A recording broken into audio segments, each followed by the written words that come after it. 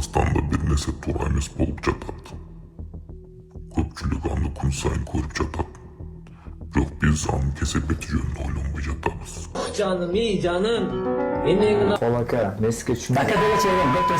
Нахуй до сих пор үйленбей жүрөсүң, долбоёб. Бүгүн TikTok'та атсаң эмне көрөсүң? Сөгүнүү, уруш, мазактоо, хайп үчүн барлык нерсеге даяр адамдар. Андан биз өзүбүзгө суроо бербейбиз.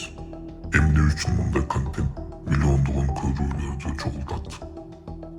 Эмне үчүн билим эмес, дал ушулар популярдуу болуп жатат? Эң кызыгы, көпчүлүк адамдар буларды жактырбайт. Бирок көрөт. Көргөн сайын алар белгилүү болот. Көргөн сайын алардын таасири күчөйт. Ар бир коом өзүнүн баатырларын өзү тандайт. Эгер биздин баатырлар күнү түнү ушундай адамдарды көрүп өссө, эртең кимге окшош болот? Мугалимгеби? Окумуштуулгабы? Же лайк үчүн жашаган адамдаргабы?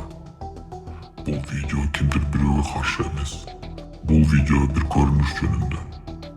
Биз кайсы багытка бара жатабыз деген суроо жөнүндө.